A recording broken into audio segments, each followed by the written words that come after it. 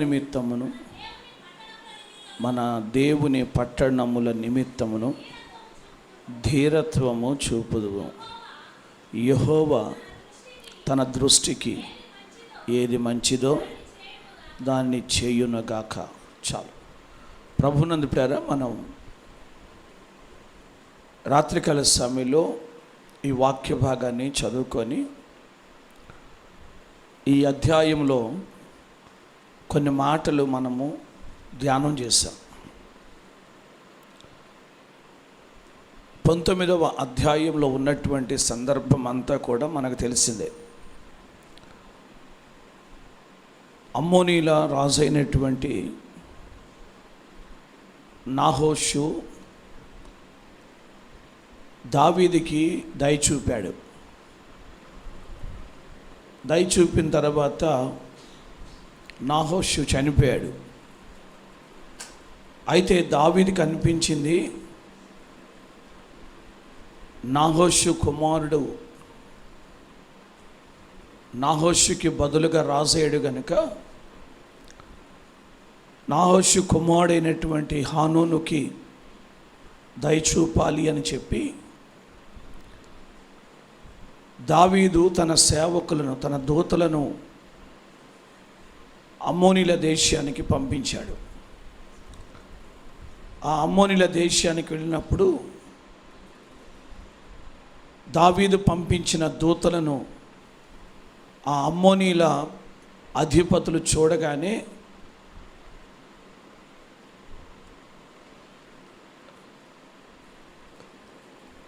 అమ్మోనీల రాజు అయినటువంటి హానోనుకు వాళ్ళు ఒక సమాచారం అందించారు. నీ తండ్రి నిమిత్తం నీకు దయ చూపటానికే వీళ్ళు వచ్చారా, లేక ఈ దేశాన్ని తరచి చూచి దాన్ని నాశనం చేయటానికి వచ్చారా, ఒకసారి ఆలోచన చేసుకో అని చెప్పి లేనిపోయిన అనుమానం పుట్టించారు అమ్మోనీల అధిపతులు. అప్పుడు ఆ రాజు హానోను దావీదు పంపించినటువంటి దూతలను పట్టుకొని వాళ్ళ తలలు గడ్డం గొరిగించి వాళ్ళ వస్త్రాలు పిరుదుల వరకు కత్తిరించేసి వాళ్ళని అవమానపరిచాడు. వారు అవమానంతో తిరిగి వెళుతూ ఉన్నప్పుడు దావీదుకి సమాచారం తెలిసింది, అమ్మోనీల దేశానికి నువ్వు పంపిన దూతలు పరిస్థితి ఎలా ఉంది, వాళ్ళు అవమానంతో ఉన్నారు, లజ్జాకరంగా ఉన్నారు అని చెప్పి దావీదుకి తెలియచేస్తే వెంటనే దావీదు, వాళ్ళు యెరూషలేములోనికి ఇప్పుడే రావద్దు, వాళ్ళ గడ్డములు వాళ్ళ తల వెంట్రుకలు పెరిగేంత వరకు యెరికోలోనే ఉండి వారు తమ అవమానాన్ని పోగొట్టుకొని ఆ తల పెరిగిన తర్వాత, గడ్డం పెరిగిన తర్వాత తిరిగి యెరూషలేముకు రావాలి అని చెప్పి కొందరు మనుషులను పంపించాడు. అప్పుడు ఆ మనుషులను పంపి దావీదు ఆ అవమానం పొందిన, తల గడ్డం గొరిగించబడిన, వస్త్రాలు కత్తిరించబడిన, అవమానముతో లజ్జాకరమైన పరిస్థితితో, ఎంతగానో సిగ్గుతో తల ఎత్తుకునే పరిస్థితిలో ఉన్నటువంటి తన దూతలను దావీదు ఎంతగానో మనుషులను పంపి ఆదరించినట్లుగా లేఖన భాగంలో మనము రాత్రి ధ్యానం చేశాం. కనుక దావీదు అవమానం పొందినటువంటి వారిని ఆదరించాడు. వారి అవమానం తీరిపోయేంత వరకు, వారి అవమానం తొలగిపోయేంత వరకు వారు యెరికోలోనే ఉండాలి అని చెప్పి దావీదు చెప్పినట్టుగా వారు యెరికోలోనే ఉండిపోయారు. ఈ విధంగా అవమానం పాలైనటువంటి వారికి ఆదరణ కలుగు చేసి వారు మరలా తిరిగి యెరూషలేముకి వచ్చినప్పుడు తల ఎత్తుకునేవారుగా ఉండాలి, వారు తల దించుకునేవారిగా కాదు అని చెప్పి ఉద్దేశించి ఎంతగానో దావీదు వారిని ఆదరించినట్లుగా లేఖన భాగంలో మనం చూస్తాం, ధ్యానం చేస్తాం.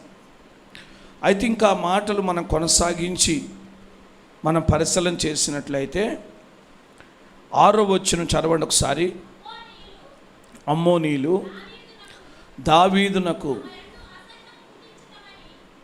తమ యందు అసహ్యము పుట్టించితుమని తెలుసుకొనినప్పుడు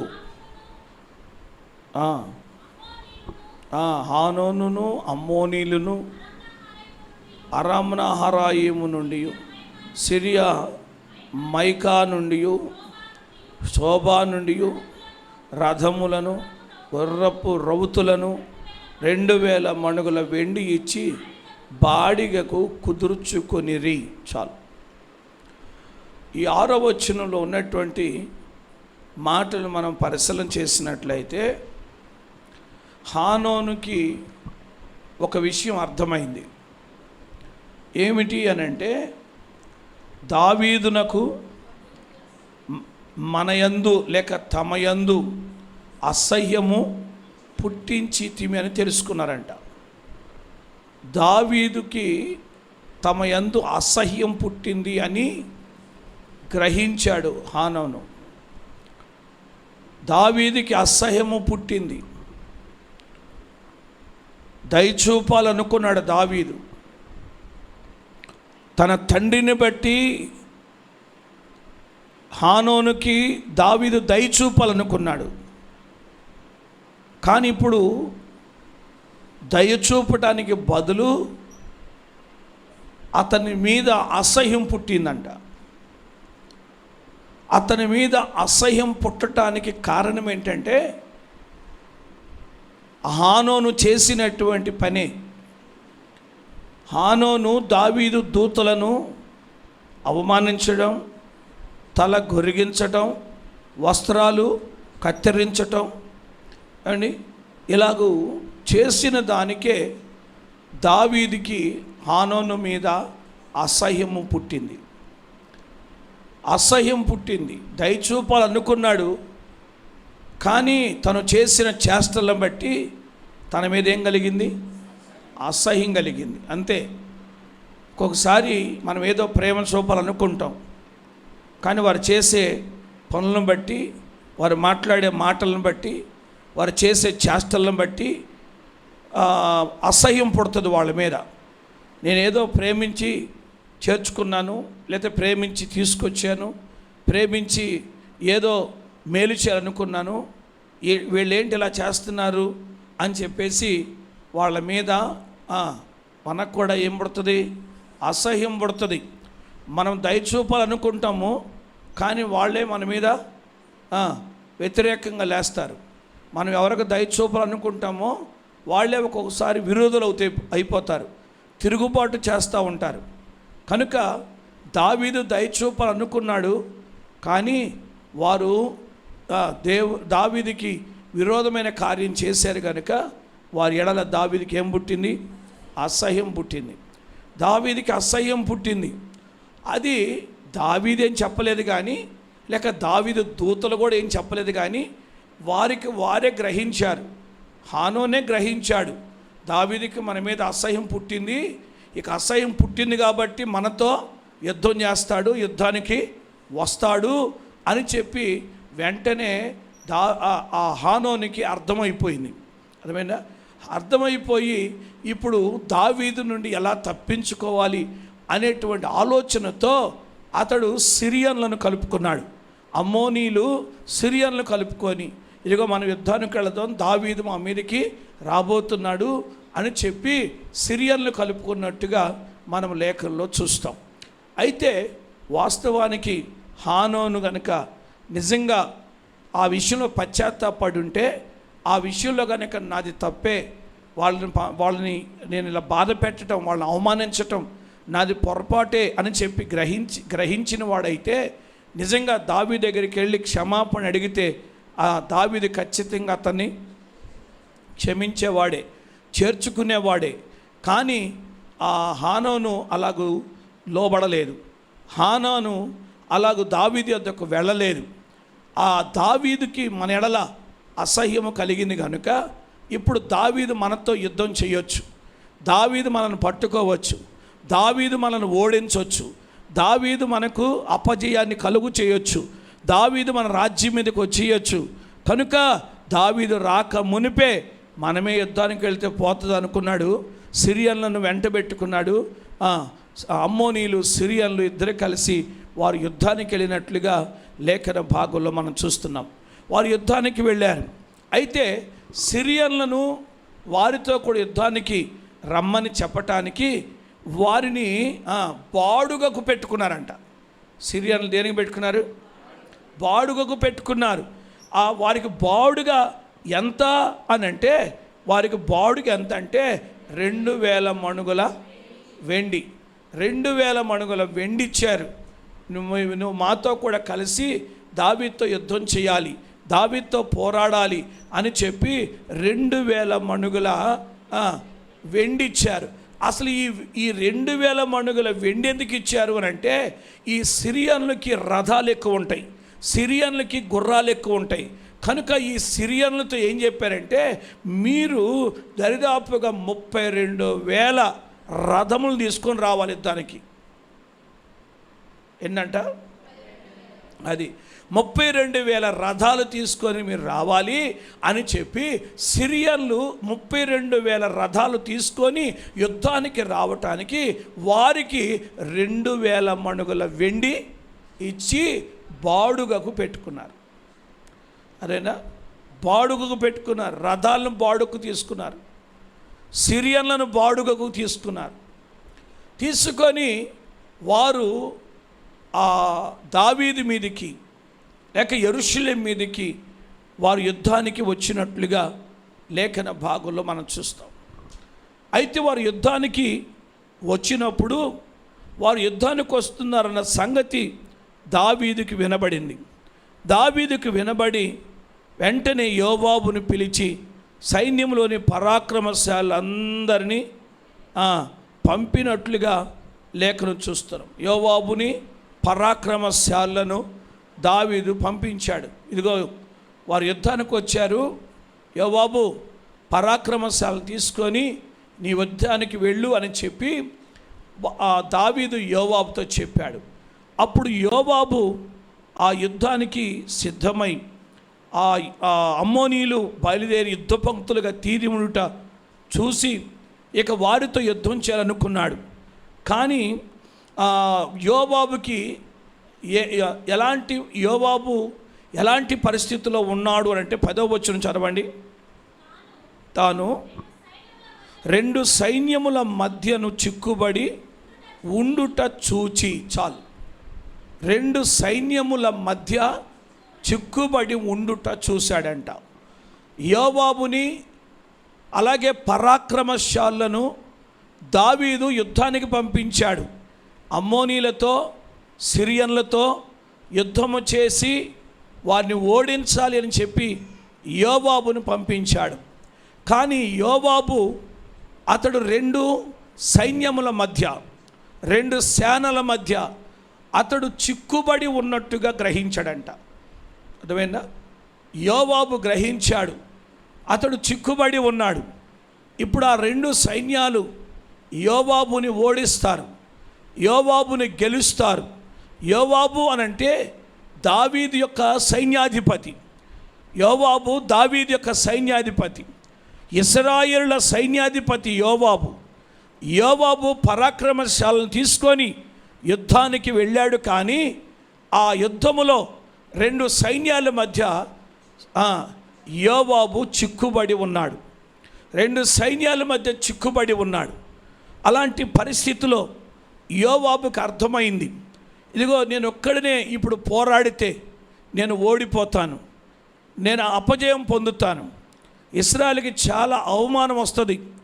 కనుక ఇప్పుడు ఏం చేయాలని ఆలోచన చేసి అతడు ఇశ్రాయేల్లో శ్రేష్ఠులైన పరాక్రమశాలను ఏర్పరచుకొని అతడు సిరియనులకు ఎదురుగా వారిని పంక్తులు తీర్చాడు. తీర్చి కడమ జనులను అమ్మోనీలకు ఎదురుగా వ్యూహపరిచి తన సహోదరుడైన అభిషేక్కి అప్పగించాడు. ఇప్పుడు అక్కడ ఈ 2 సేనలు ఉన్నాయి. అదేనా అమ్మోనీలు, సిరియన్లు. ఆ 2 సేనల మధ్య చిక్కుకున్నాడు. ఎవరు? యోవాబు. యోవాబు 2 సేనల మధ్య చిక్కుకున్నాడు. చిక్కుకొని అర్థమైంది ఇప్పుడు, ఇదిగో ఇదే పరిస్థితుల్లో ఉంటే ఖచ్చితంగా ఓడిపోతాం, అవమానం పొందుతాం అని చెప్పి యోవాబు గ్రహించి వెంటనే తన సైన్యాన్ని కూడా 2 సేనలుగా చేశాడు, 2గా విభాగించాడు. అర్థమైంది నేను చెప్తుంది? స్తోత్రాలు చెప్పండి. హల్లెలూయా. శత్రు సైన్యాలు 2గా వచ్చాయి, అమ్మోనీల సైన్యం, సిరియన్ల సైన్యం. ఇప్పుడు ఆ సిరియన్లు, అమ్మోనీలు ఒకేసారి ఇశ్రాయేలు మీదకి వచ్చేసరికి యోవాబు సైన్యం ఒక్కటే ఉంది. యోవాబు సైన్యం ఒక్కటే ఉంది. ఆయనకు అర్థమైంది, ఈ 2 సైన్యముల మధ్య నేను చిక్కుబడి ఉన్నాను. ఈ 2 సైన్యముల మధ్య ఇదిగో నా సైన్యము చిక్కుబడి ఉంది. కనుక ఇప్పుడు ఇలాగే ఉంటే వారు మమ్మల్ని ఓడిస్తారని చెప్పేసి ఆ యోవాబు తెలివిగా, జ్ఞానముగా తన సైన్యాన్ని కూడా 2గా చేసుకున్నాడు, 2గా విభాగించాడు.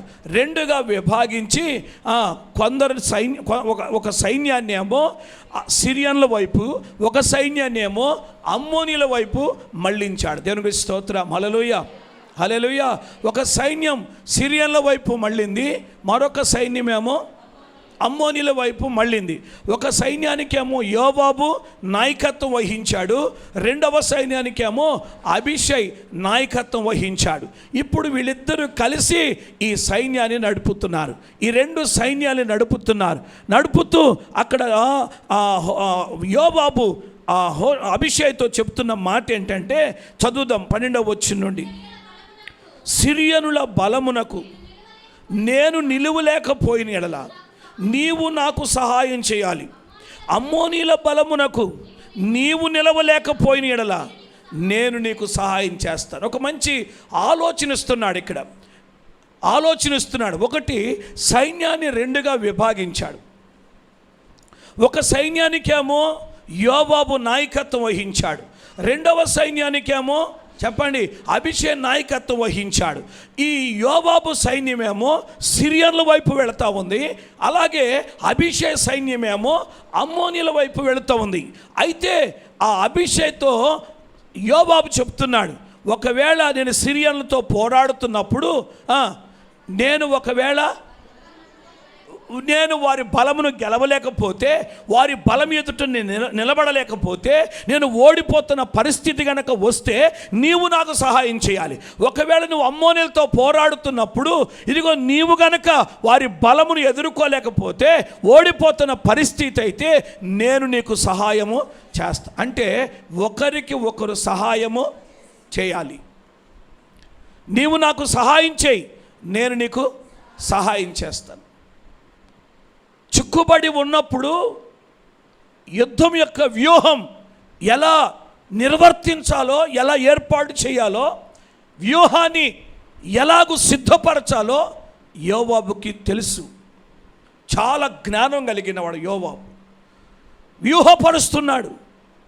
వారు 2 సైన్యాలుగా వస్తున్నారు. మనం ఒక సైన్యముగా ఉంటే వచ్చి మన మీద పడి చంపేస్తారు.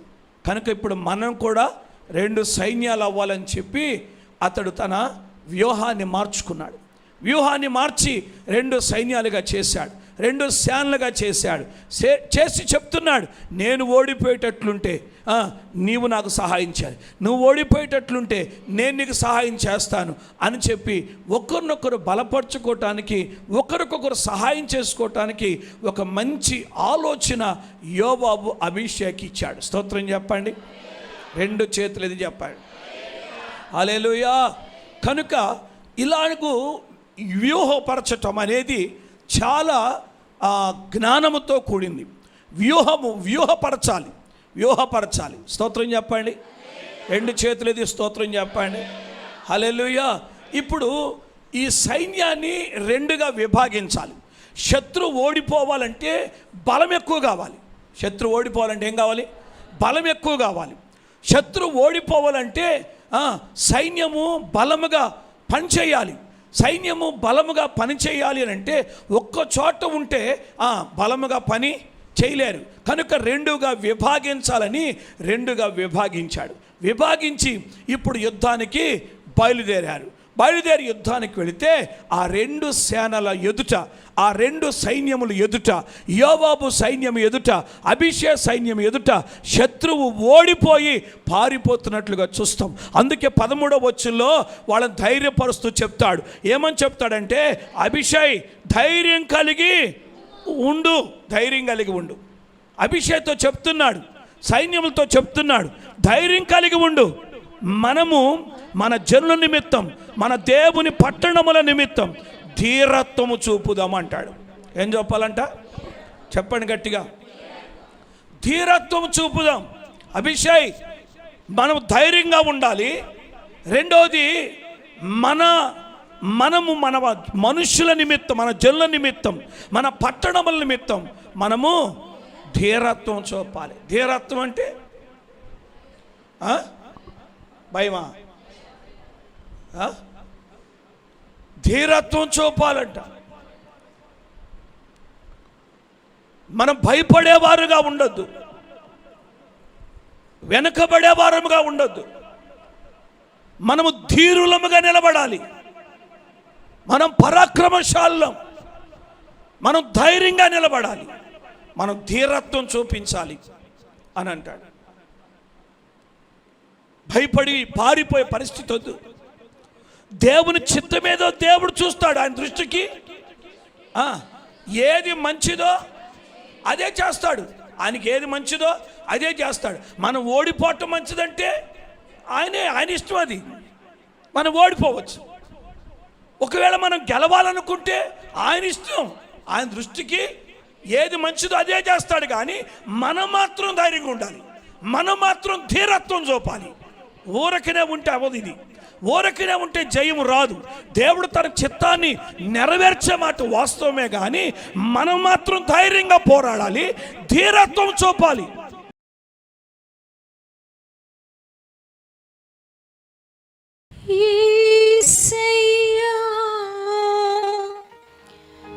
నీవే నాకు మార్గము, సత్యము, జీవమయా. నిన్ను విడచి ఉండలేనయ్యా, నీ ప్రేమను మరువలేనయ్యా. నిన్ను విడచి ఉండలేనయ్యా, నీ ప్రేమ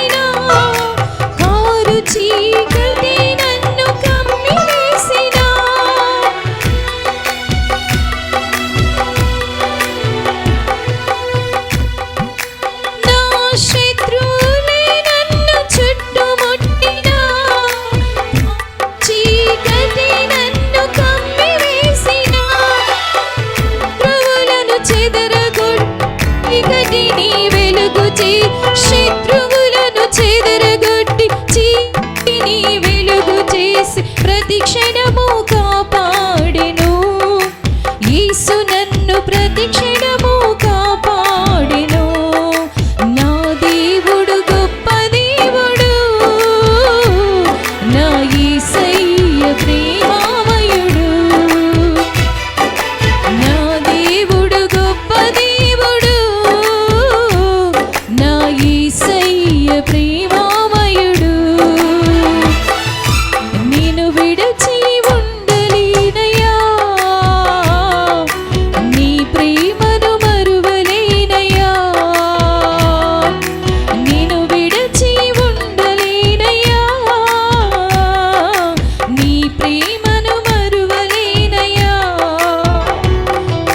నిందలతో నన్ను కృంగదీసిన, మాటలతో నన్ను గాయపరచిన, నిందలతో నన్ను కృంగదీసిన, మాటలతో నన్ను గాయపరచిన, నా చేయిని పట్టుకొని నా హక్కున చేర్చుకొని, నా చేయిని పట్టుకొని తన హక్కున చేర్చుకొని, నా గాయము స్వస్థపరిచెను. యేసు నా గాయము స్వస్థపరిచెను. నా దేవుడు గొప్ప దేవుడు, నా యేసయ్య ప్రేమామయుడు. నా దేవుడు గొప్ప దేవుడు, నా యేసయ్య ప్రేమామయుడు. నిన్ను విడచి ఉండలేనయ్యా, నీ ప్రేమను మరువలేనయ్యా. నిన్ను విడచి ఉండలేనయ్యా, నీ ప్రేమను మరువలేనయ్యా.